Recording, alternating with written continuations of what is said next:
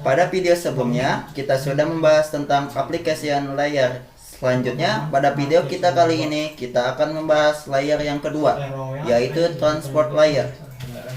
Jika di application layer kita memiliki banyak sekali contoh-contoh seperti HTTP, kemudian tadi saya jelaskan tentang SMTP, ada POP3 dan IMAP. Kemudian ada biasanya SSH. SSH itu digunakan untuk meremote suatu router atau server. Kalau teman-teman belum ngerti apa itu aja SSH, nggak apa-apa, santai aja, nanti kita pelajari hal itu.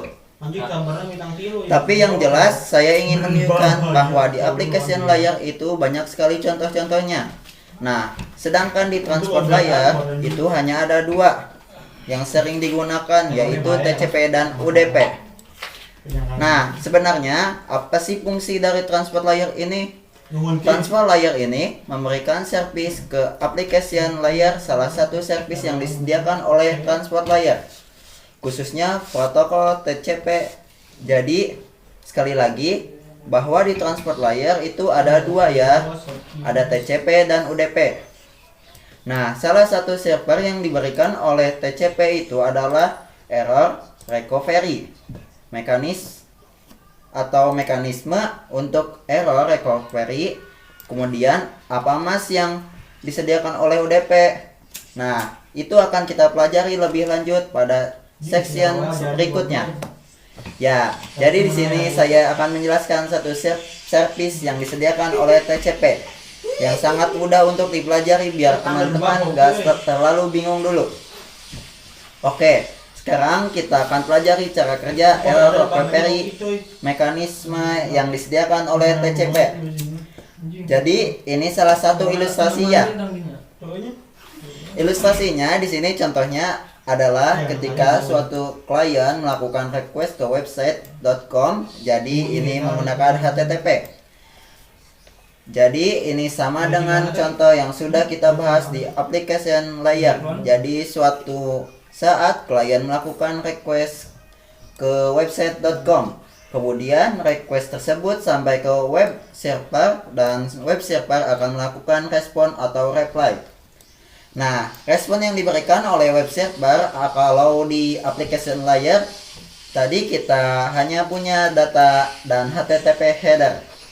Nah, sebenarnya pada transport layer dia nanti akan mendapatkan TCP header seperti ini.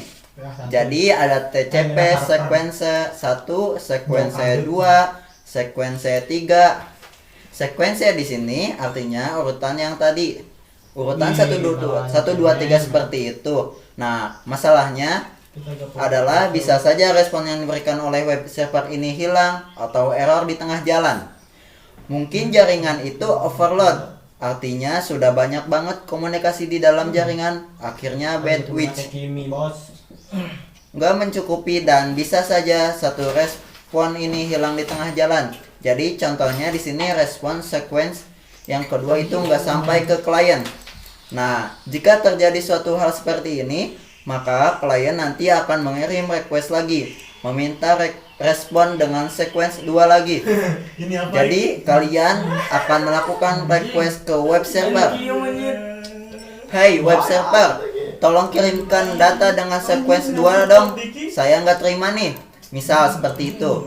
Nah, nanti web server akan mengirimkan ulang. Nah, ini adalah bagaimana error recovery mekanisme bekerja pada protokol TCP. Jadi memastikan agar semua data itu benar-benar terkirim dengan baik. Jika ada data yang hilang di tengah jalan, maka kalian akan melakukan request ulang. Oleh seperti itu, ya teman-teman, jadi kesimpulannya adalah bahwa di transport layer itu fungsinya adalah memberikan servis kepada application layer. Dan salah satu servisnya yang disediakan oleh khususnya TCP itu adalah error recovery mechanism. Yaitu agar kalau misal ada data yang error di tengah jalan, klien bisa melakukan request ulang terhadap data tersebut.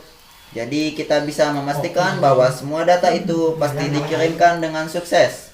Oke, saya rasa cukup untuk video kali ini. Pada video berikutnya kita akan membahas tentang TCP atau IP layer ketiga, yaitu network layer. Sampai jumpa di video berikutnya.